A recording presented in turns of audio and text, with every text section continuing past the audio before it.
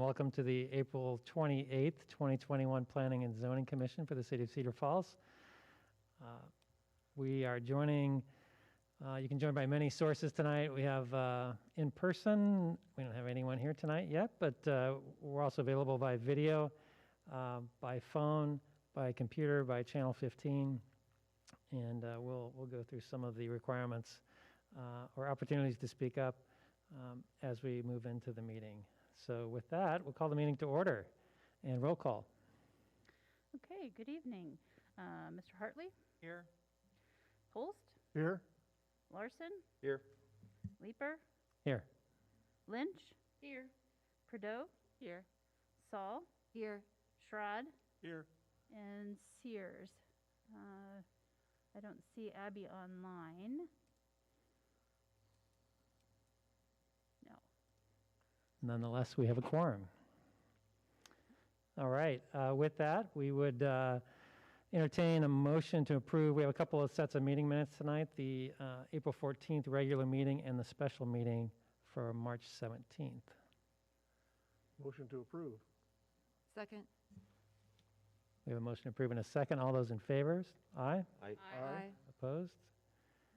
All right, with this, we'll open it up for public comments that are not on the agenda tonight. And since we don't have anyone in the audience, do we have anyone online? If so, you can raise your hand on the Zoom call. Looks like nobody. All right, with that, we'll go into old business. First item is Central Business District Overlay Site Plan Review for new mixed use at 7th and Main. And that item is considered for deferral to a future meeting, and I believe we need a motion to do that.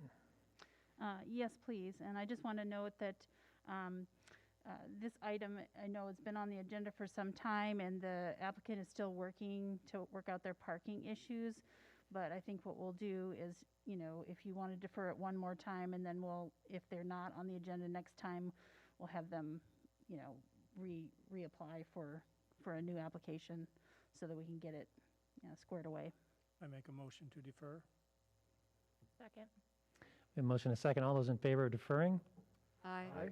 Opposed, same sign? All right, we'll defer that item to the next meeting. The next item of old business, we have a minor subdivision plat for the Blaine's Corner Second Edition, and I believe JD is going to introduce this item. Yes, thank you, Mr. Chair. Yes, I will just walk through the presentation. I won't be citing the entire presentation because this was already presented in the last meeting, but I would just go just for everybody's review. So this is on the next slide, you would see the location map of this minor subdivision plat. It's the lot 1 of Blaine's Corner, 2nd edition. I'm just trying to reorganize from the slides. So basically, they are minor platting the existing Blaine lot into two parcels. One would be 16.5 acre parcel, and the other would be 4.41 acre parcel. The highlighted yellow area, which is where the new Aldi grocery store is being proposed. The next slide would just show you the proposed access easement to this site, which is parcel W. And there is a provision for public sidewalk access as well. So there's an easement lined up for it. And there is also an existing utility easement that will be maintained. In the next slide, just going through the technical comments. The minor plat has been revised as per staff suggestion, but it is currently under review. The deed of dedication for the minor plat is also under review. It's been submitted and it's currently being reviewed by the staff. And the legal documents are still pending before City Council consideration. So those are some things that the staff notes. In the next slide, the Community Development Department recommends has reviewed the minor plat and recommends approval with the following stipulation. Any comments and direction from Planning and Zoning Commission and conformance to all city recommendation and technical requirements. I believe applicant Alex Nadio and Ryan Anderson from ISG will be online if there are any questions for them, and even I will be available for any questions for the commission or any public has. Thank you. Thank you, JD. With that, is there anyone from the applicant that would like to speak? If there is, raise your hand. If not, we know you're available for questions.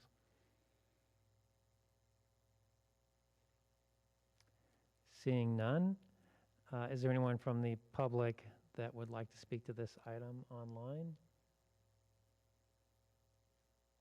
Seeing none, we will bring it back to the commission for discussion, questions for staff. Ultimately, we're proposing a recommendation to City Council tonight. So. I don't think there was any issues when we reviewed it the last time, and seems like it's pretty straightforward. And so I would make the motion to approve. Second. All right, motion and second. Any comments, questions?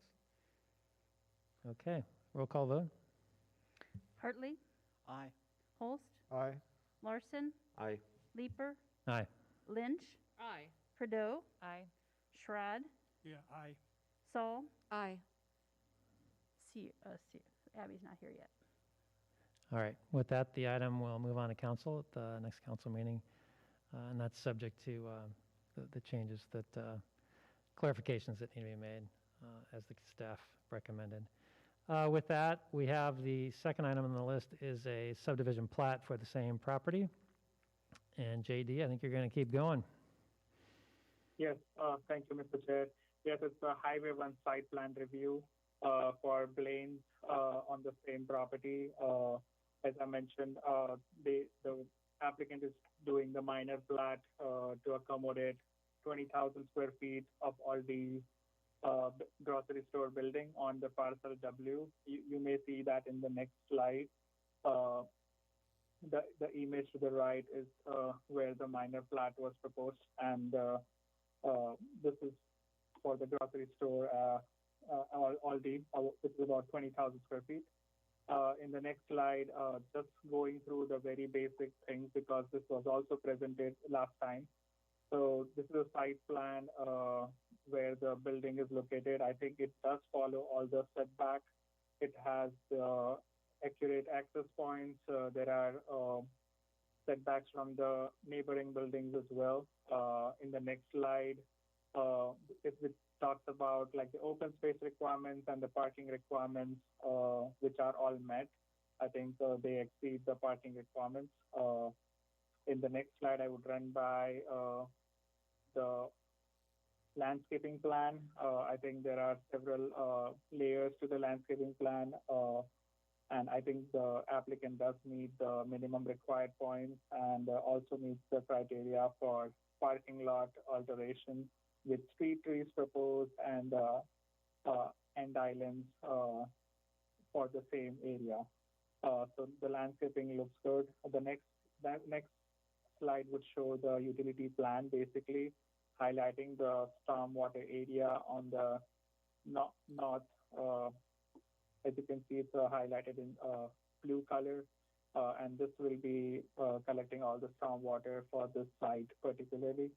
The next slide would show the signage proposed. I think there are two signage. One pylon sign A will be just the Aldi's sign, and pylon sign B will be both Aldi's and Blaine. They will be replacing the existing Blaine sign on that location on the sign B.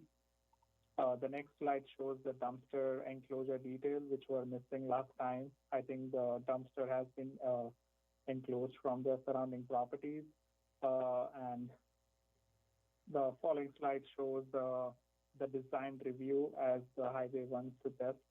The design review has looked into various parameters like proportion, roof, pattern, material textures, color tones, architecture features.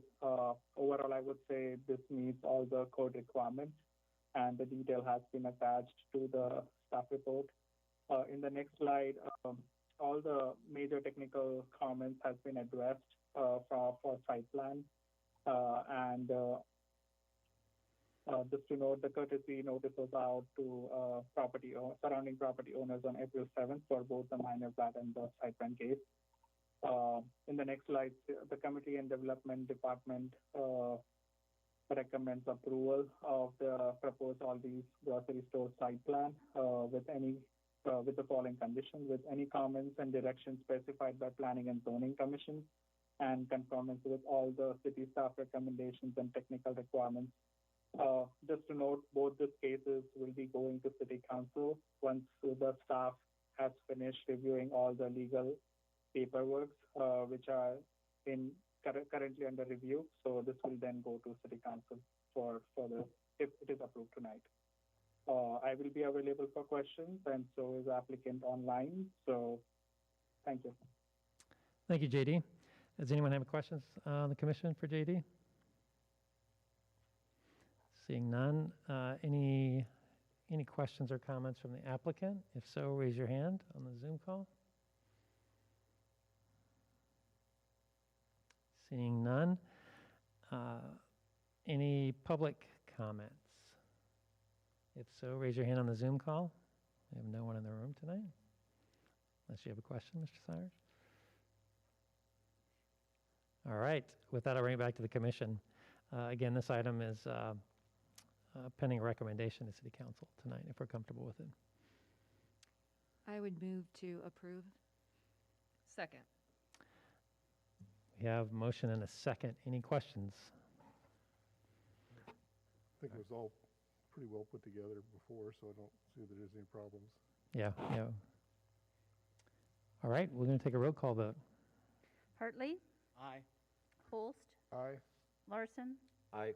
Leeper, Aye. Lynch, Aye. Prideaux, Aye. Saul, Aye. Schrod. Aye. All right, that item will move on to the next council meeting. Our next item of old business is, we're staying in the same place, site plan review. But we just did that. Oh, sorry.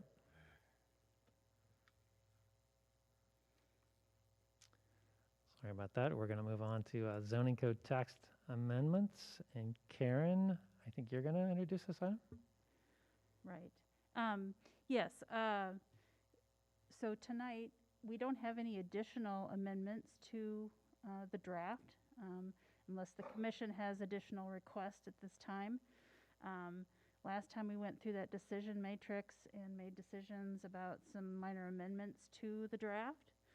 So at this point, it's really about taking any additional public testimony tonight, and then based on the commission's desire, then if there's no additional changes, the consultants will prepare a final version of your recommended draft with the changes that you decided on last time.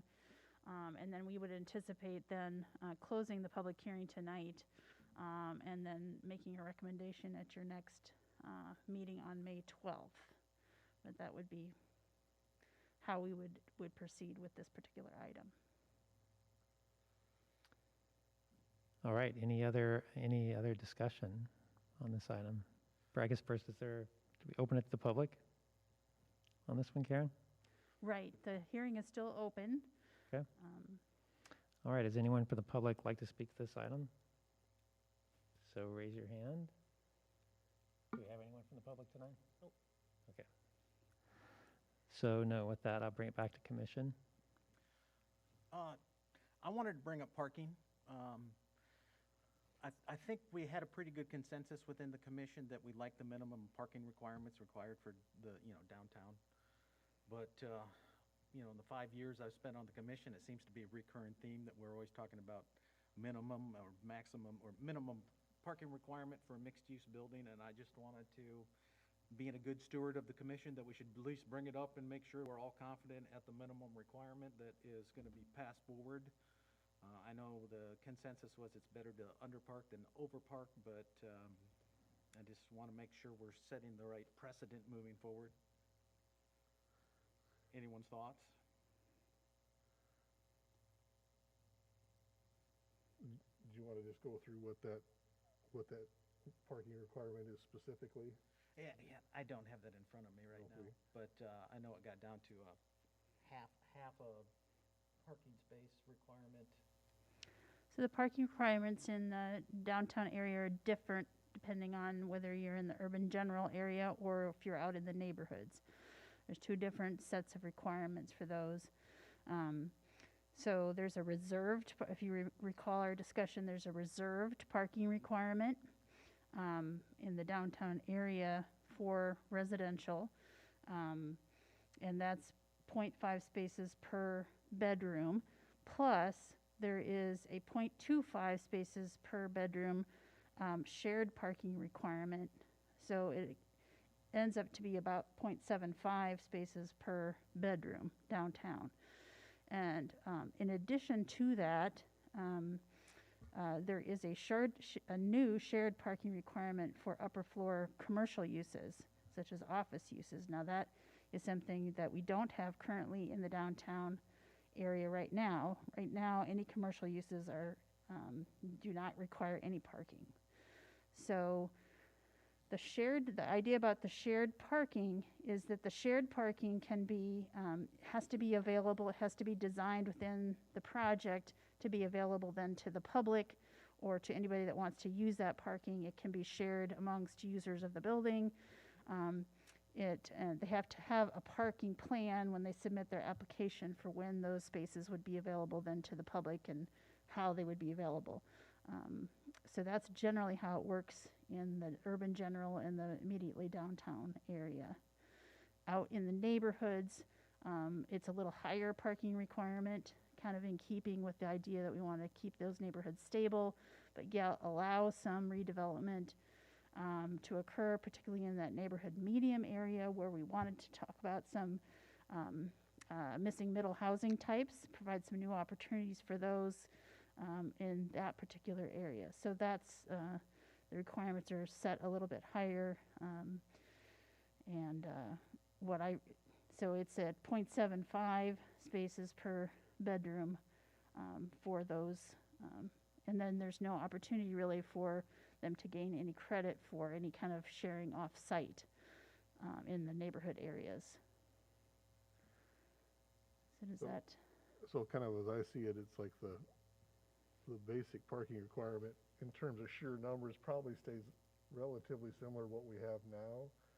But then there's that move, like you're saying, towards trying to create a shared situation where there's more crossover and you don't have like that reserved stall that nobody's parking in during the day because the person's at work, and it could be used it could be used more efficiently.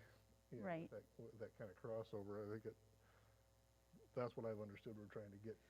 Right. The other Better efficiency, more efficient use of the parking that is there. That in theory we have enough parking in there. It's just if it can be shared properly, we can make it work.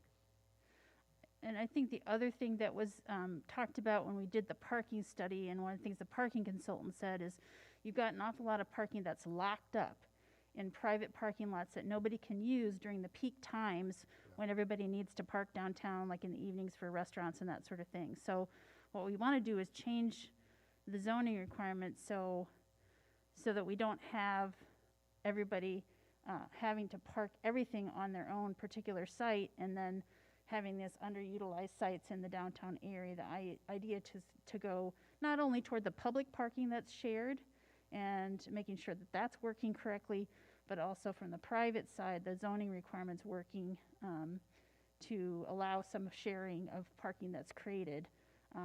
Because in any particular building that's built, as you know, like in a condominium building, a single person might rent a 2-bedroom apartment and only have one car. Well, that allows some, when you have a mixed-use building like that, them to manage their own parking so that if one person needs 2 spaces, one person needs just 1 space, it allows some sharing and also some sharing of the other users in the building, and then also for the public as well. If there's spaces available, why not let the public use those spaces, and those could be set aside as shared parking that is then very specifically in the code required to be shared and available to the public. Yeah, I agree with Dave. I mean, I know that, you know, I have a lot of concern about the parking. That's always been an ongoing issue for as long as I've been on the commission, which is a long, long time. And, you know, this is quite a bit different than what we're used to. I don't know if it's going to work for sure, but I think I mean, conceptually, I mean, it really makes a lot of sense. Conceptually, it's a matter of can it be pulled, you know, can it be done effectively in reality? I hope so, because I think that, you know, that would be our best case scenario for, you know, a really vibrant downtown that doesn't have a major parking problem. I think that we also, as the city, is going to have to make decisions on the paid parking, what's for free and whatever, the managed system that our consultants talked about. So I agree with you, Dave. I'm glad you brought it up because it is of concern. You know, I thought the consultants spoke very convincingly about these numbers and where we are, and I know that decision didn't come lightly. That's something we talk about a lot, but you know, it's part of that transition to our city becoming a little bit more walkable. So it's a good thing, but it's a transition for sure. Well, I feel good about where we left it that time, or last time around, and the numbers they make sense for where we're at right now. We're listening to the experts, and I think what they have to say makes a lot of good sense. And the needle's going to move at some point. So, as long as you know, we've got provisions in place for staff to monitor the success of some of those things, since there are so many new things happening at a time. It's really about the best that we can do right now. But you know, I think the numbers make sense, and it feels underparked compared to the one-to-one idea, but I think that's a good thing. And as long as our downtown is successful, parking's always going to be a problem for somebody. So,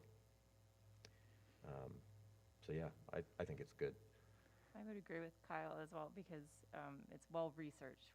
We should listen to the experts. As well thought of, the studies have been done, and that's why I feel so comfortable with where we landed. As did I, and I look forward to what the future holds in that downtown plan. What we really could see down the road with future development and potential for increased parking. All right, thank you. Are we as a group comfortable closing the public hearing? Do you need Okay. a motion? I would move to close the public hearing. Do we need to vote on that? I We don't don't. think you need, I think Okay. the chair can close the public hearing. All There's right. no more public So comment. we'll call the public hearing closed, and a recommendation to council will be made on the May 12th meeting. Right, so we will then prepare that final draft with all the changes that were suggested last time. The consultants are working on that right now, so we would anticipate bringing that back. So we will share then that full draft with, we'll probably do a red line version so you can see the amendments that we made based on your conversation and your direction.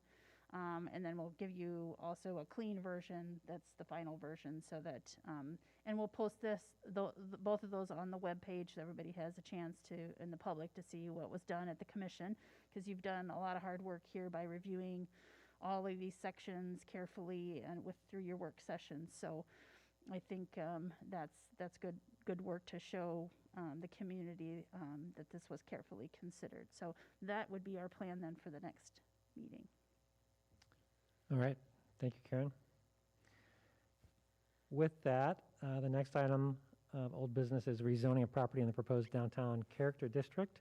And the proposal is to rezone all property within the proposed downtown character district to a CDDT, which is a downtown character district. So we're opening the public hearing tonight. And so we open that item for discussion. Karen, do you have any presentation on that item? I don't have any presentation. We did send out pretty wide public notice to all property owners in the area. We have had a number of conversations with people that I got those letters and have explained what the zoning and how the zoning would work. What will become the new zoning map then will be the regulating plan that you've all reviewed pretty carefully. And that will then be adopted with the new code. And then a subsequent action would be to rezone all of those properties so that they're covered by that new zoning, new zoning map. So this item's for discussion, providing direction to city staff, and then continuing the public hearing to the next meeting. So comments? No, I think it was pretty clear, and it reflected some of the things we talked about, so I would agree with that. Any other discussion? All right, we'll continue that public hearing to the next meeting. So we'll move on to new business. The next item is the Highway 1 site plan for Scooter's Coffee. And Chris, I think you're gonna kick us off here.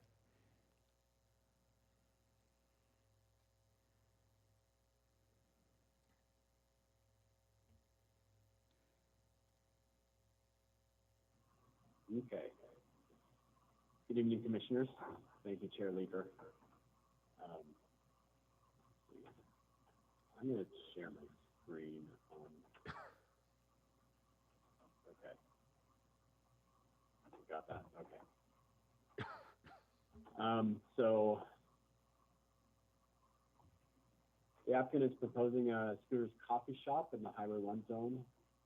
This will be the second such coffee shop in Cedar Falls, as there is one on the corner of First and Tremont, close to downtown. Chris, sorry to interrupt, Chris, but we don't see the presentation.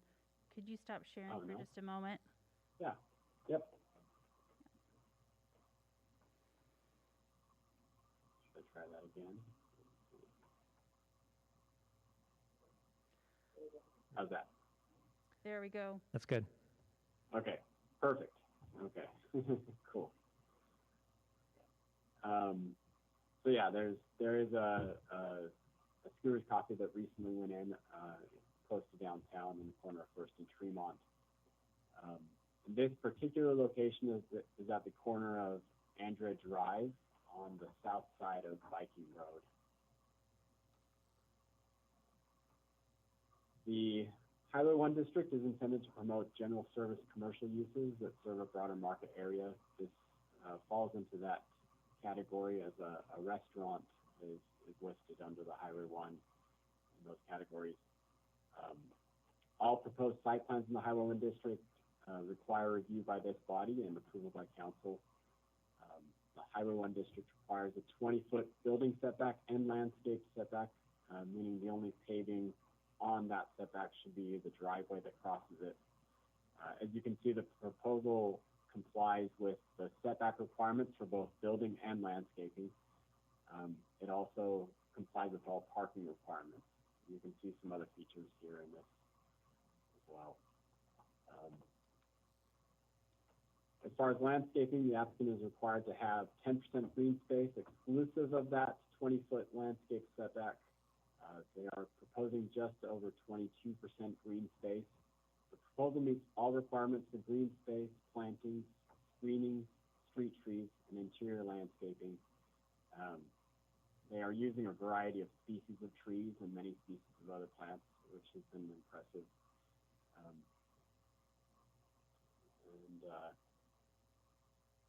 Here are some renderings of the proposed building. The scale and proportion of the new building will be similar to surrounding buildings. It is one story with a slanted roof, kind of a modern look in that regard. I understand the maximum height of the proposed building is 19 feet. The neighboring buildings to the east and west have similar dimensions. These are some aspects of the different facade elements. These are detailed more extensively in the staff report. Overall, there are no red flags with their design and choice of materials. Since this is technically a design review, commission members can be the judge of these elements and whether they look good and fit into the neighborhood.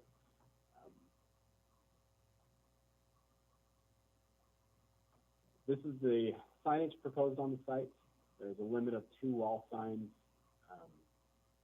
and some limits on the sign areas and things like that. The proposed signage does meet all the setback, height, and sign area requirements outlined in the code. This will be issued on a separate permit. So the Community Development Department has reviewed this and recommends approval subject to the condition that the developer's plan conforms to all city staff recommendations and technical requirements. I open it up to the commission for discussion. All right, thank you, Chris. Any questions for Chris on the application? All right, is there anyone from the applicant that's online that would like to speak? Okay, I don't see any. No one from the public online yet? We don't see any there, so we'll bring it back to the commission for discussion. Again, this item is intended to make a recommendation to council if we're comfortable with it. I make a recommendation, we approve it to go to council. Second. We have a motion, a second. Any discussion? I'll be excited for a drive-through coffee shop out there. There's some people at the office that would like them to issue IVs at the drive-up maybe, but Karen, let's do roll call. Okay. Hartley, Aye. Holst, Aye. Larson, Aye. Leeper, Aye. Lynch, Aye. Prideaux. Aye. Saul, Aye. Schrod. Aye. All right, we have all ayes. That item will move on to council. Our last item on the agenda is a Sister Central District business overlay for design review of the Taylor Veterinary Clinic downtown here. JD, I think we're back to you. Yes, thank you, Mr. Chair. That will be me. If we can share the presentation, Karen.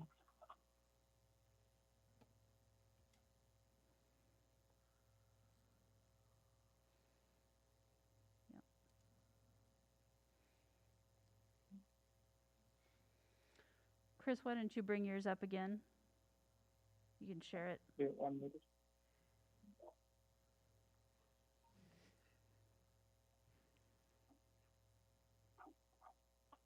All right, we can see it now. Perfect.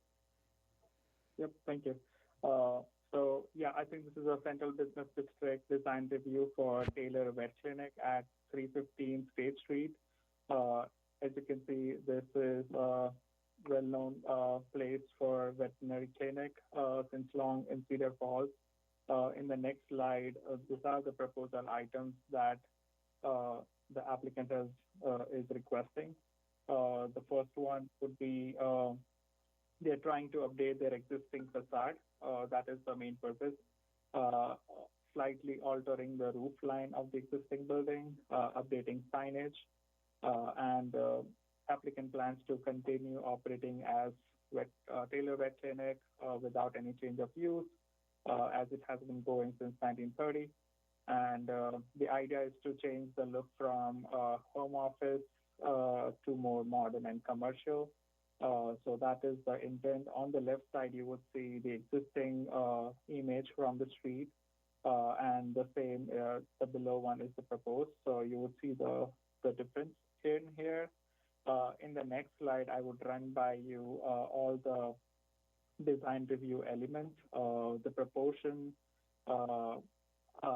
roof pattern, building composition, windows and transparency, materials and texture, color, architectural features, building entries, murals, signage, and the use. As I have noted down, I think the applicant is requesting exceptions to criteria under proportion, windows and transparency, and materials and texture, because it's basically, applicant is not proposing to change the use of the building, but it's more about updating the existing facade. And in the next slide, I would run by you the basics of what the idea is. So city staff is supportive of the request to exception, just because there's no use, change in use proposed. The existing floor plan also prevents the applicant from adding more windows and openings on the main level. And a code exception may be allowed for buildings that were not originally designed as storefront building, which might be the case, which will be the case for this particular site, as this was never intended to be a clinic, and it was more of a home operation. So the city staff does support the exceptions to the criteria for proportion, windows and transparency, and materials and texture. just to note, I think the applicant is also requesting a change of sign on their existing building. And I think the applicant is aware that a separate sign permit will have to be pulled to do the work with the required sign materials. So that is just for the note. And in the next slide, the Community and Development Department recommends approval of the submitted design review application to update the facade and alter the roof line at 315 Page Street for Taylor Vet Clinic. I think we do have owner Jill Smith from CJS Ventures who is online. She may be available for any questions, and even I'm available for any question if commission or any public has. Thank you. Thank you, JD. Any questions for the commission for JD on this item? All right, is there anyone from the applicant that would like to speak to this item? If so, raise your hand on the Zoom. None? All right, anyone from the public online yet? None. So we'll bring it back to the commission for discussion. Again, if we're comfortable with this item, this would move on to council. Looks like a nice improvement to the facade, and I would recommend approval. Second. Any discussion? I think this is one of those projects that is a little bit unusual downtown, right? But We're making things better. yeah, I think it's grandfathered in, and we should allow those things to happen over time. So it's a good example of that. Yeah, looks good. All right, we have a motion, a second. Roll call vote. Karen? Hartley, Aye. Holst, Aye. Larson, Aye. Leeper, Aye. Lynch, Aye. Prideaux, Aye. Saul, Aye. Schrod. Aye. All right, with that item will move on to council. And that concludes our new business. Any commission updates? I don't have anything for you tonight. With that, I would entertain a motion to adjourn. So moved. Second. All those in favor? Aye. Aye. Aye. Thank you, everyone. Have a good night.